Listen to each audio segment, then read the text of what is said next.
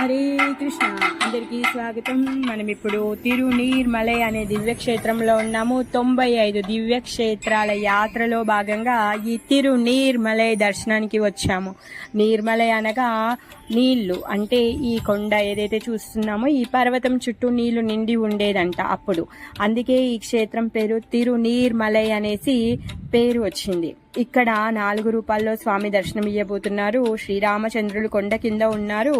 పైన స్వామి రంగనాథుడు, నరసింహస్వామి, వామనుడు, ముగ్గురు దర్శనము మనము కొండ పైన దర్శనం చేసుకోబోతున్నాం. వామనుడు ఒక పాదాన్ని కింద పెట్టి తన పాద పద్మాన్ని పైకి వెత్తిన రూపాన్ని చూడబోతున్నాము. నరసింహస్వామి కూర్చున్న రూపంలో యోగా నరసింహస్వామి రూపంలో ఉన్నారు. రంగనాథుడు పడుకొని ఉన్నాడు. పరమ అద్భుతమైన దర్శనాన్ని చేసుకోబోతున్నాము. అందరికీ స్వాగతం తిరునీర్మలై దివ్య దేశానికి. ఇక్కడ ఉన్నటువంటి పుష్కరిణి చాలా పరమ అద్భుతమైనటువంటిది, పుణ్యమైనటువంటిది. తిరునీర్మలైకి జై.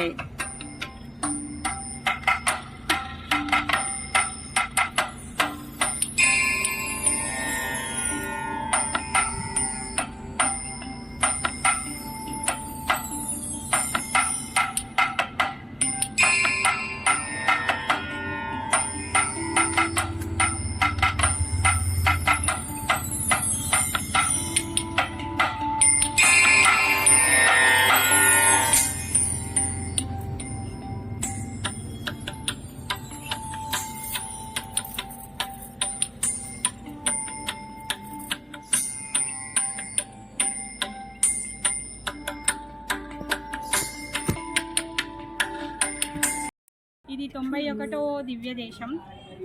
అయితే తిరునీర్మలై అని ఎందుకు పేరు వచ్చిందంటే, ఈ ఏదైతే గుట్ట ప్రదేశం ఉందో దీని చుట్టూ తీర్థం ఉండేది, నీళ్లు ఉండేవన్నమాట.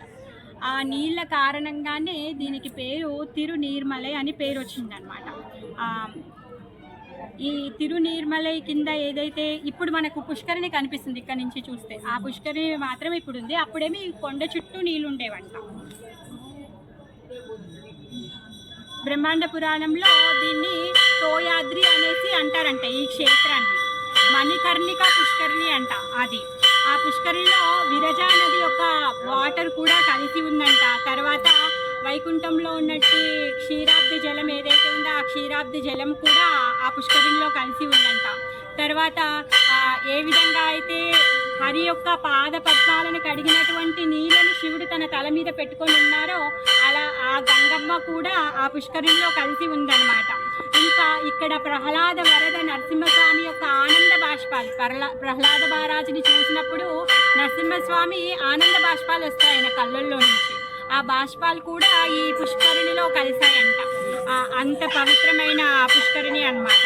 ఇక్కడికి వాల్మీకి వచ్చారంట. వాల్మీకి వచ్చినప్పుడు ఈ పుష్కరిణిలో ఆచమనం చేసుకున్న తర్వాత రాముల వారిని తలుచుకుంటే సాక్షాత్ రాముడు దర్శనం ఇచ్చారు. కింద రాముల వారు నాకు తెలిసి దర్శనము ఇప్పుడు మనము క్లోజ్ ఉందనేసి వచ్చాం కదా, అక్కడ రాముల వారు అనమాట. సీతమ్మ వారితో హనుమంతుడు లక్ష్మణుడితో సహా ఆయన దర్శనం ఇచ్చారనమాట. అయితే ఈ క్షేత్రము స్వయం వ్యక్త క్షేత్రం, అంటే ఇక్కడ భగవంతుడు స్వయంగా వెలిసినటువంటి క్షేత్రం అన్నమాట. అయితే తిరుమంగయ్య ఆళ్వారు ఈ క్షేత్రాన్ని కీర్తించడానికి, ఈ క్షేత్ర దర్శనం కోసం వచ్చినప్పుడు చాలా వర్షాలు ఉండేవంట. తిరుమంగయ్య ఆళ్వారు దర్శనం కోసం 6 నెలలు వేచి ఉన్నారంట. 6 నెలల వరకు అసలు ఆగకుండా వర్షం పడుతూనే ఉందంట. కిందే వెయిట్ చేస్తూ ఉన్నారంట తిరుమంగయ్య ఆళ్వారు. 6 నెలల తర్వాత కానీ తన పైకి వచ్చి భగవంతుడి దర్శనం చేసుకోలేదంట. అలా మొత్తం జలంతో నిండి ఉండేదన్నమాట. ఇప్పుడు మనం కొండ ఎక్కడానికి ఇంతసేపు పట్టింది కదా, కింద చాలా వాటర్ ఉండేవన్నమాట.